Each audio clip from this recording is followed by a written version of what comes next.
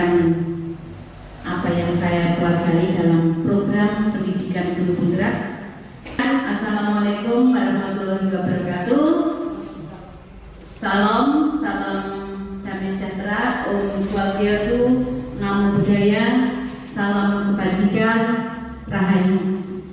Salam bahagia, Bapak Ibu. Salam semangat luar biasa. Guru penggerak 1.3 visi guru penggerak, kemudian yang 1.4 budaya. Makanya kalau untuk dasar pendidikan KHD itu kan sebenarnya disebut sebagai merdeka ya, karena tidak boleh memaksakan anak untuk menjadi seperti apa yang kita mau ya, karena semua anak itu memiliki sifat keunikan tersendiri, memiliki karakter yang berbeda-beda, dan semua itu sebenarnya bisa anak itu bisa kita kembangkan secara maksimal. Jadi dalam filosofi pendidikan Ki Hajar Dewantara itu dikatakan tidak ada anak yang bodoh ya, semua itu punya kemampuan masing-masing. Kadang kan kita selama ini taunya apa? Anak pintar itu secara akademik. Jadi anak disebut pintar karena bisa matematika, bisa pelajaran yang lain. Padahal anak itu memiliki kemampuan atau potensi unik yang bisa kita kembangkan secara maksimal. Bisa pendidikan itu memerdekakan. Makanya dikatakan bahwa kodrat anak itu sebenarnya bermain. Kalau menurut undang-undang perlindungan anak, yang disebut sebagai anak itu sampai umur berapa? 18 tahun ya. Jadi sebenarnya anak SMA pun masih bisa disebut anak. Makanya SMA pun sebenarnya juga butuh bermain. Pendidikan itu memerdekakan manusia. Makanya dikatakan sebagai merdeka itu tidak hanya sekedar bebas, freedom, atau bisa sesuka hatinya, tapi lebih pada self regulation, katanya membuat diri sendiri itu bisa mengatur ya, bersandar pada kekuatan diri sendiri. Tuh. Nah, itu seperti itu. Kalau zaman dulu kan biasanya permainannya malah kreatif, membuat sendiri. Kalau sekarang permainannya ya TikTok juga. TikTok boleh tidak? Ya boleh, karena itu nanti juga berdasarkan kodrat anak juga, kodrat zaman. Ada kodrat alam, ada kodrat zaman. Jadi jangan, kalau misalkan ada orang tua yang murid yang protes, itu anak-anak disuruh dangdutan, disuruh joget-joget, tidak masalah. Yang penting apa? Kita sebagai guru tetap menuntunnya. Anak itu kodratnya bermain, tetapi yaitu kita hanya bisa menuntun supaya tidak membahayakan. Sebagai contoh, kalau anak senangnya karena kodrat zaman itu kan mainnya game, ya toh? Ya jangan dilarang terus-menerus. Boleh, tetapi tetap dituntun supaya tidak membahayakan. Iya, kalau sekarang pakai kendalikan. Ya, kalau zaman dulu bermain itu ada drakon, ini drakon apa congklak biasanya ya. Itu permainan tradisional itu dulu malah bisa membuat anak-anak itu lebih kreatif. Seperti congklak itu kan bagaimana cara mengatur strategi, cara berhitung gitu, bagi nilai. Ini gobak sodor ternyata itu juga mengandung nilai strategi, ada kekuatan juga, olahraga juga itu. Pendidikan yang berpihak kepada anak. Jadi inti dari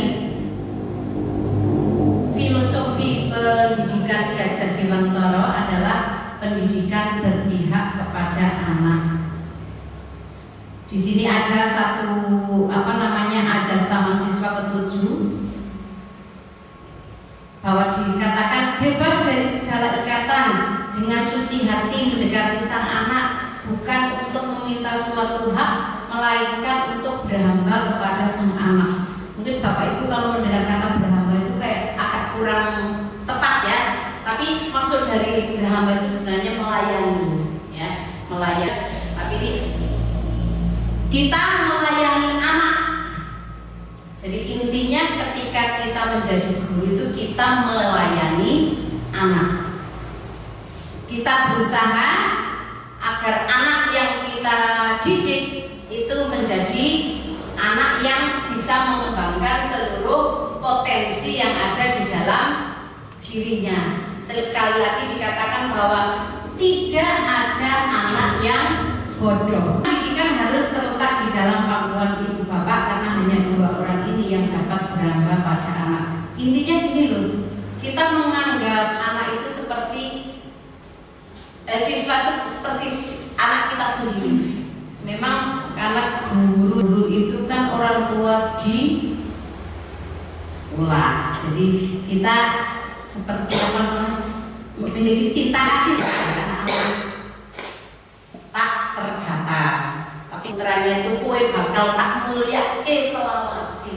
Nah itu kan, jadi akan dimuliakan selamanya.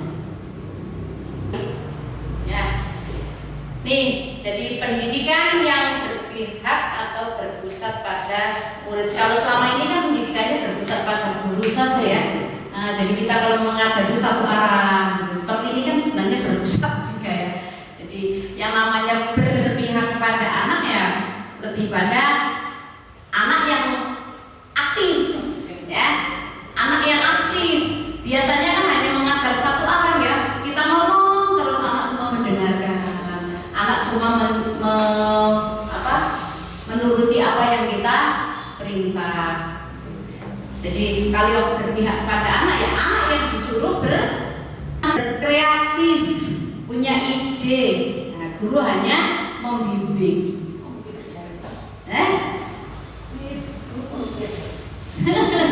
Iya, harusnya begitu idealnya. Tapi nyatanya ya, anak sendiri kalau misalkan kita mengajar, kemudian belum diberi pekerjaan, itu katanya belum belajar kok.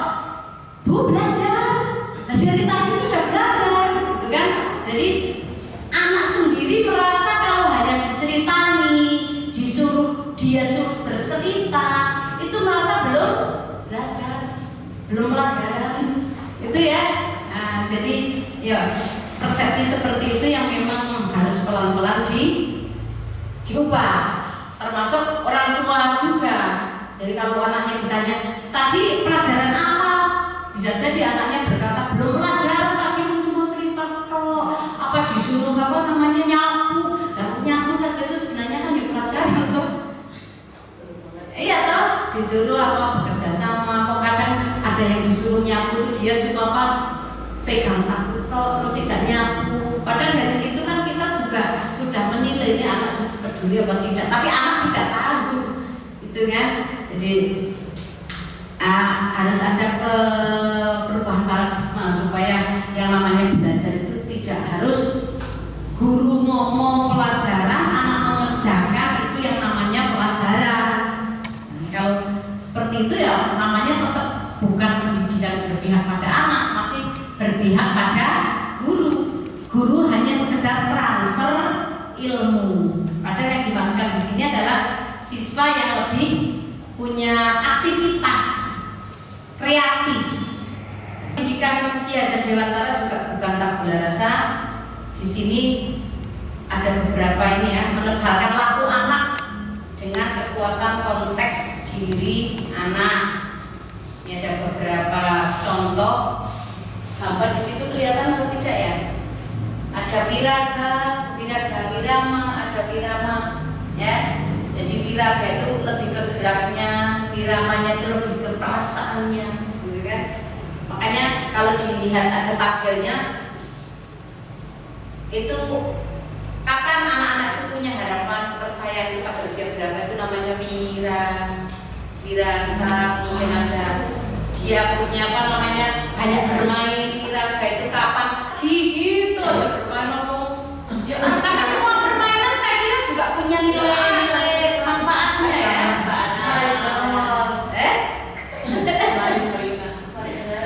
Iya. Kemudian dasar pendidikan Ki Hajar Dewantara itu budi pekerti. seperti. Jadi intinya ya tadi, apapun yang kita lakukan, misalnya bermain, yang penting tidak bertentangan dengan budi pekerti.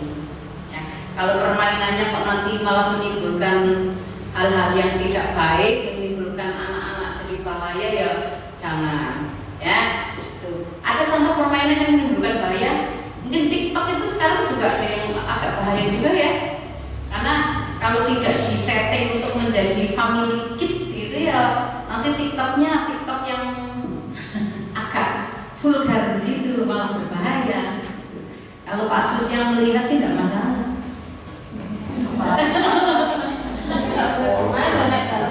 Tapi lebih aman ditemenai daripada semua. Rasa bermain ini 18 tahun sudah bukan anak, jadi sudah bukan kodrat anak lagi. Tapi kodrat apa itu? Kodrat orang dewasa. Ya, pendidikan diajar di antara itu dibaratkan sebagai petani. Jadi kalau petani itu kan sebenarnya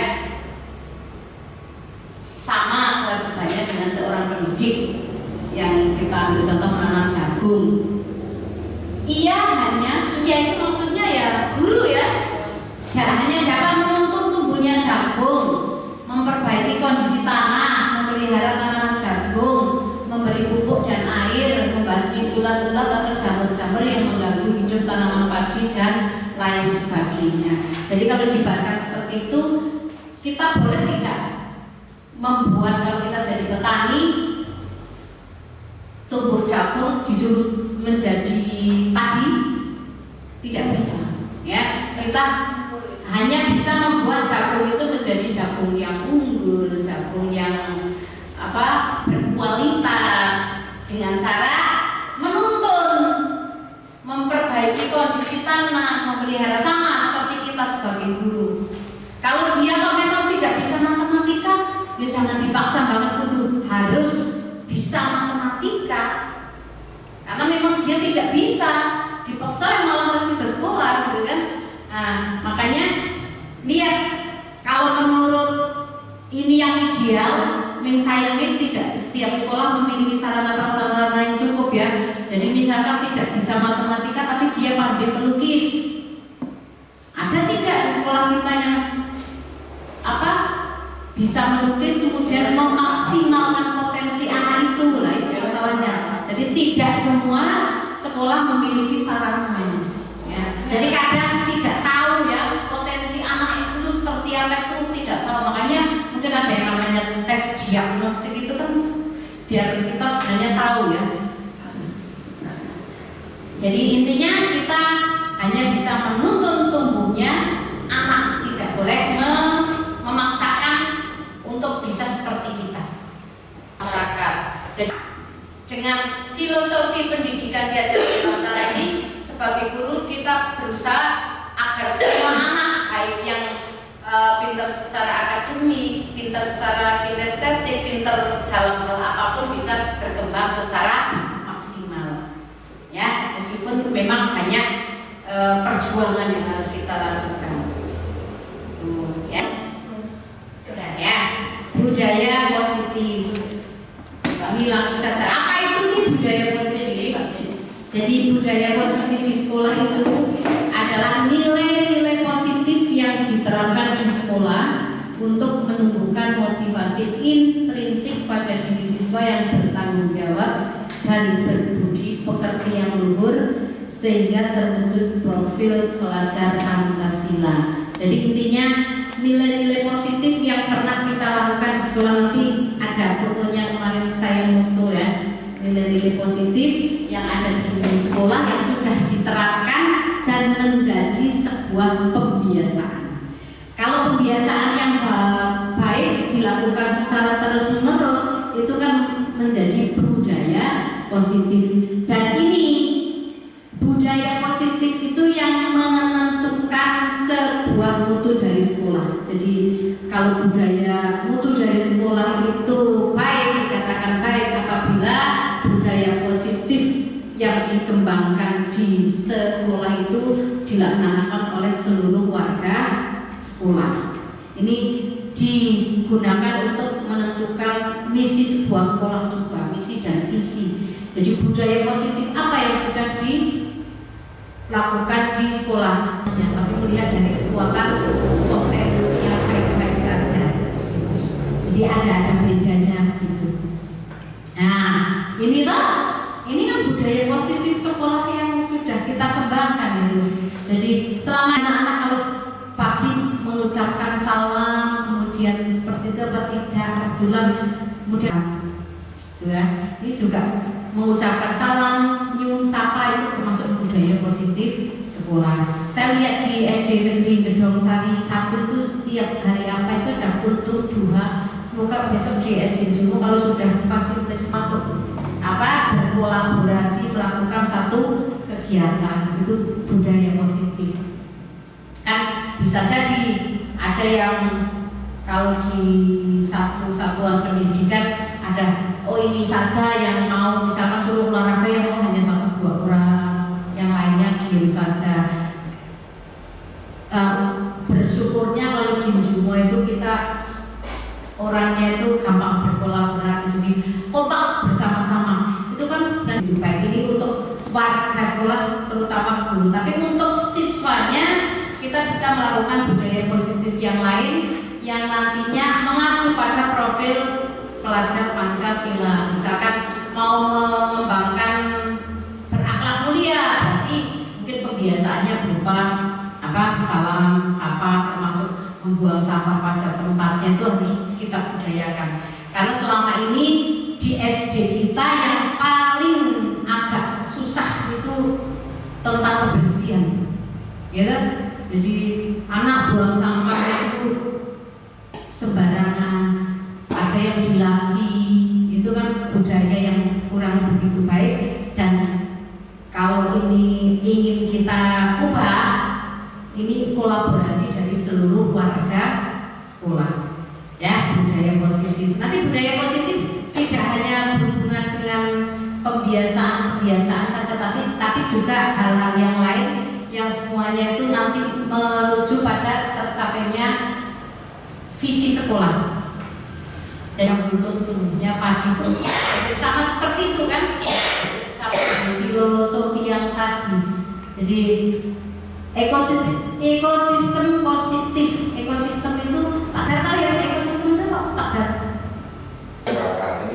Hubungan timbal balik itu ekosistem ya, gitu. Jadi ada hubungan yang baik, ya. Ekosistem sawah itu kan misalnya ada odok, ada padu, ada tumbuhan, itu ekosistem.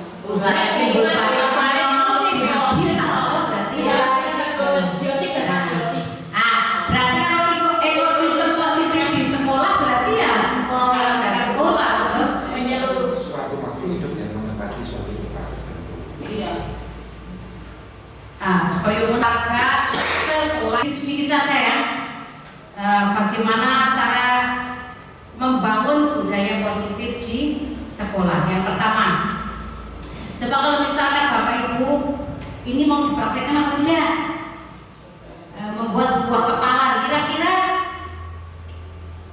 jika teman Anda itu akan berusaha untuk membuka, apa yang Bapak Ibu lakukan?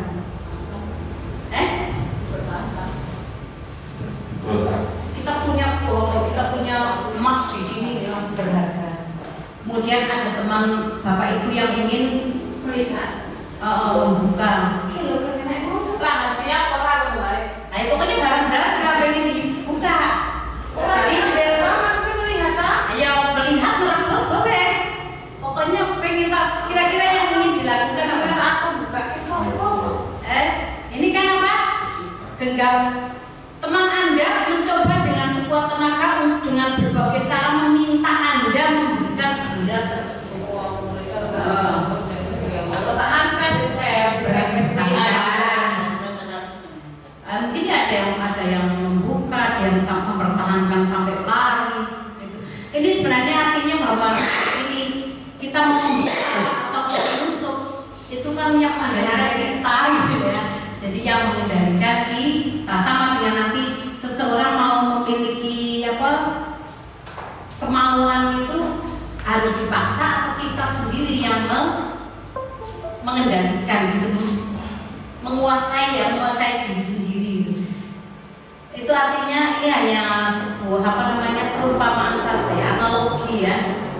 Jadi tidak begitu yang bisa diri sendiri bukan orang lain.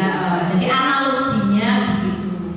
Hanya kita yang bisa mengendalikan diri kita sendiri. Faktor instinksinya.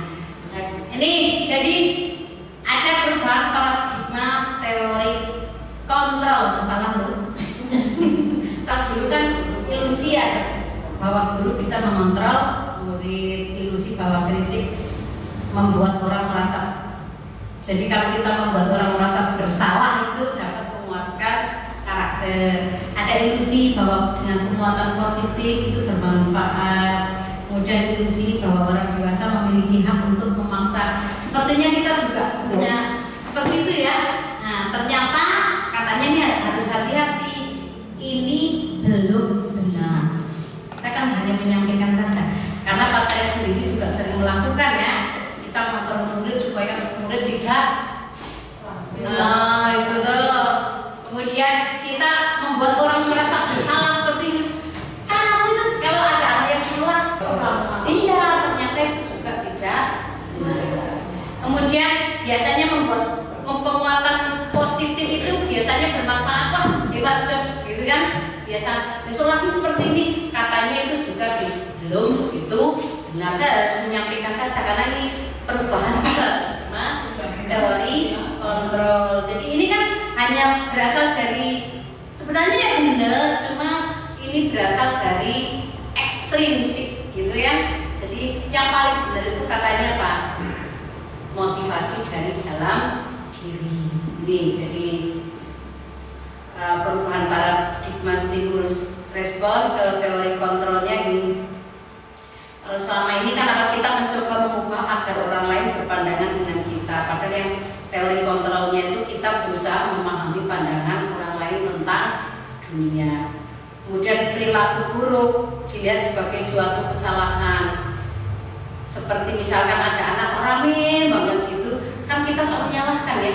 Padahal anak itu melakukan bahwa itu baik, bahwa itu buruk itu sebenarnya punya tujuan. Nanti kita akan belajar tentang 5 kebutuhan dasar. Jadi mereka punya tujuan kenapa mereka berperilaku seperti itu. Jadi tidak harus serta-merta disalahkan. Kemudian stimulus responnya orang lain bisa mengontrol saya. Nah, ternyata teori kontrolnya adalah hanya Anda yang bisa mengontrol diri Anda. Berarti saya bisa mengontrol diri saya. Saya bisa mengontrol orang lain, ternyata tidak bisa.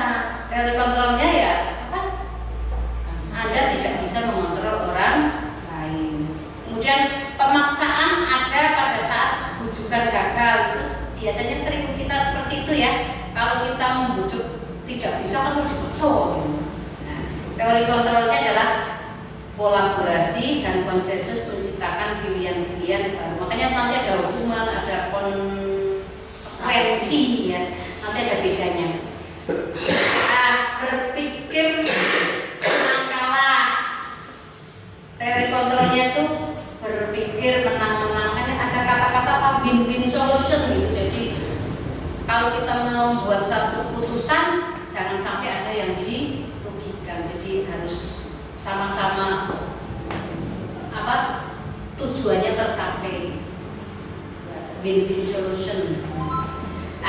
Kemudian apa sih sebenarnya makna kata disiplin? Selama ini kalau disiplin itu biasanya lebih pada kepatuhan, pemaksaan ya. Padahal disiplin itu sendiri kalau bahasa Latin artinya belajar.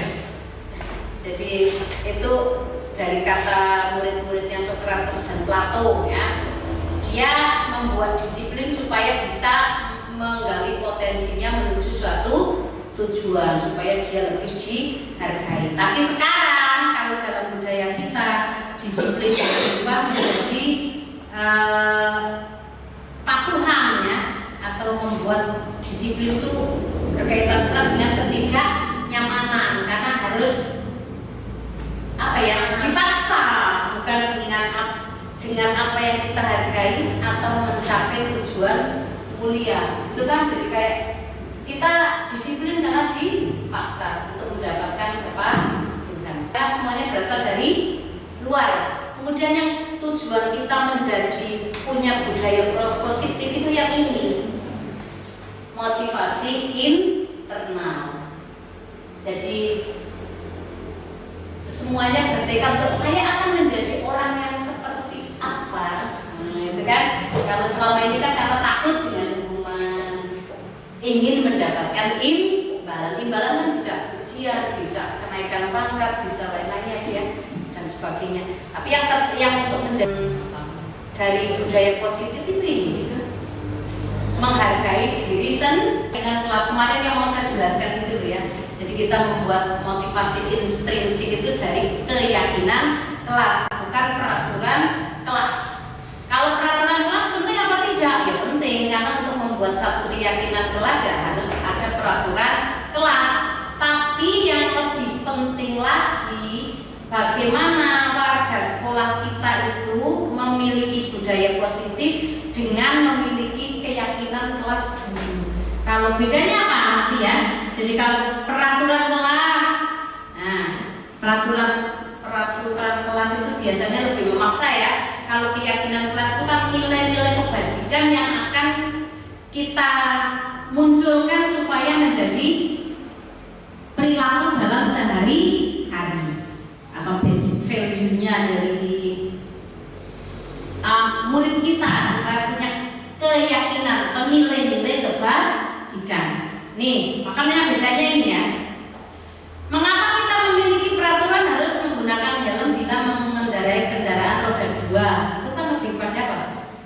Takut polisi. Nah, biasanya itu berarti lebih pada keperaturan ya.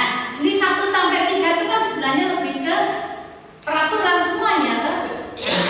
Jadi kita pakai helm ketika pakai kendaraan roda 2. Padahal kalau dia punya apa namanya motivasi intrinsiknya begini, wah demi keselamatan, itu kan ada nilai kebajikan yang muncul, yaitu apa? Keselamatan. Jadi pengennya di murid-murid SD kita itu seperti itu. Jadi melakukan sesuatu itu bukan karena takut dengan peraturan, tapi karena bermotivasi intrinsiknya seperti itu. Nah, jadi termasuk misalnya mengapa kita memiliki peraturan 3M, menggunakan masker. Mungkin takutnya kalau misalkan bukan motivasi intrinsik, dia pikir anak takut ada razia nggak pakai masker di tangga, itu berarti motivasinya apa? Ekstrinsik. Tapi kalau punya motivasi intrinsik, dia mikirnya apa? Wah, ini demi kesehatan dan keselamatan kita sendiri. Jadi tanpa diminta pun akan pakai masker, gitu loh maksudnya. Itu yang namanya bedanya peraturan kelas dengan keyakinan kelas. Makanya saya ini sebenarnya punya tugas Yang membuat kesepakatan iya, kelas. membuat kesepakatan kelas, terus apa? Ini bedanya. Akhirnya jadi peraturan tentu.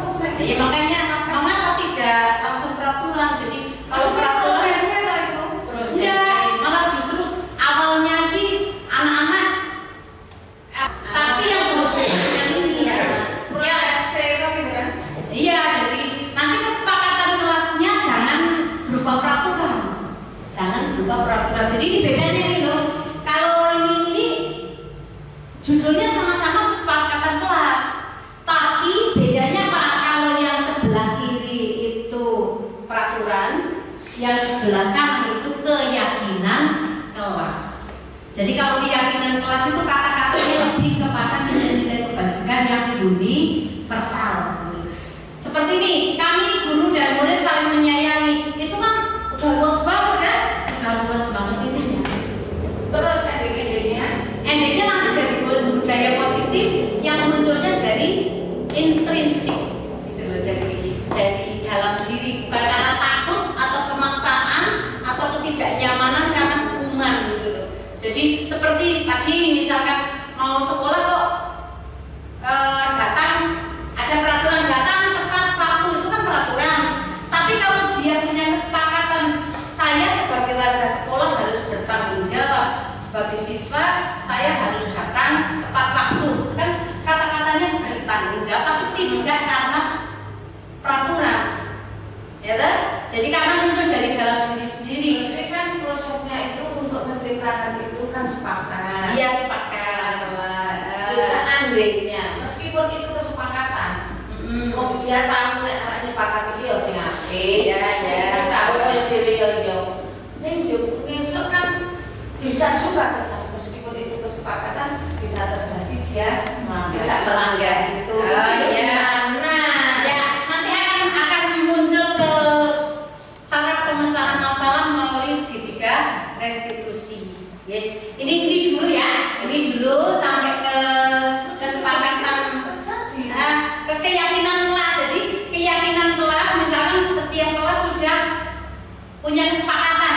Oh saya makanya nanti kesepakatan kelas dipasang di dinding ya. Jadi anak-anak bisa melihat. Jadi ketika ada anak yang melanggar, nanti guru bisa Pak menanyakan lagi. Coba keyakinan kelas kamu apa? Gitu ya.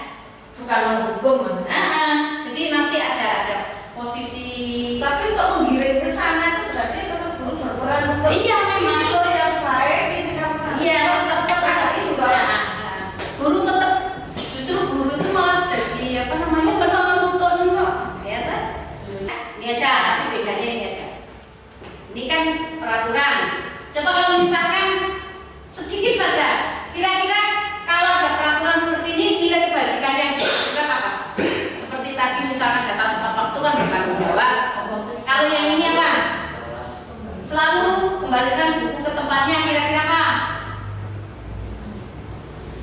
Nilai kebajikan yang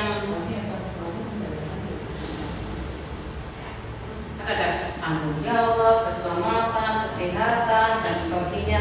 Kira-kira apa? Tidak apa-apa nanti jika coba salah satu Tapi kalau masuk penataan dari kemudian nilai kebajikan atau keyakinan kelas yang ingin dituju ayo. saya Tanggung jawab, misalnya, ya toh. Bapak untuk menciptakan kelas yang indah dengan mengembalikan buku pada tempatnya. Ya, baik. Ya. Ini tanggung jawab berarti ya. Nomor satu sekarang dilarang mengganggu orang lain. Apa? Enggak nyanyi kan? Nyanyi. Ya. Hadir di sekolah 15 menit sebelum pelajaran dimulai. Disiplin. Dilarang melakukan kekerasan. Menyayangi. Dilarang menggunakan narkoba. Cinta diri sendiri. Ya, kesehatan serta ya, perhatian atau menunggu giliran. Sabar. Ya, gunakan masker, jangan berlari di kelas atau koridor kayak keselamatan. Nah sekarang itu jawaban tadi ya udah ada yang salah sih, semuanya benar. Tapi kita cek lagi nih. Nah, ini. Sama komen tanggung jawab untuk menghormati orang lain. Terus Ya, pinternya berarti ya, udah pinter. Setelah mengikuti sosialisasi dari Bu Lasmini selaku CGP tentang modul 1 yaitu tentang refleksi pemikiran Gaza Dewantoro dan juga tentang budaya positif, banyak sekali manfaat yang bisa saya ambil. Yang pertama, jelas kami tambah wawasan tentang pendidikan, tentang bagaimana kita sebagai seorang pendidik. Yang kedua, saya sebagai kepala sekolah merasa terbantu sekali karena dengan adanya sosialisasi tersebut para guru menjadi lebih mengetahui, lebih memahami seperti apa menjadi guru yang baik. Jadi yang semula Bapak Ibu guru termasuk saya sendiri membuat tata tertib tidak berdasarkan pendapat siswa tapi hanya kita sendiri, tapi dengan adanya sosialisasi tersebut kami jadi tahu kita tuh tidak harus membuat tata tertib, tapi yang harus kita buat adalah kesepakatan kelas. Jadi kita bersama-sama dengan siswa membuat kesepakatan dengan harapan siswa tersebut menyadari, sadar dari dirinya sendiri bahwa apa yang harus dikerjakan dan apa yang tidak boleh dikerjakan. Jadi intinya selama kami mengikuti atau setelah kami mengikuti sosialisasi ini, kami jadi tambah wawasan kita sebagai pendidik harus seperti apa menjadi pendidik yang baik. Setelah mengikuti sosialisasi paket modul 1 dari Bu Lasmini di SD Negeri Jumo tentang yang kedua itu tentang budaya positif, ternyata itu bisa membuka pikiran saya di mana selama ini yang saya lakukan terutama dalam membuat peraturan di kelas itu ternyata masih membebankan kepada peserta didik. Oleh karena itu, setelah mengikuti sosialisasi yang dilaksanakan di SD Negeri Jumo, ini akan saya ubah yang semula peraturan sekolah atau peraturan di kelas akan saya ubah menjadi kesepakatan kelas, di mana di situ anak-anak bersama guru akan membuat kesepakatan kelas yang tidak akan membebani peserta didik maupun Bapak Ibu guru. Terima kasih Bu Lasmini. Salam guru penggerak, tetap semangat.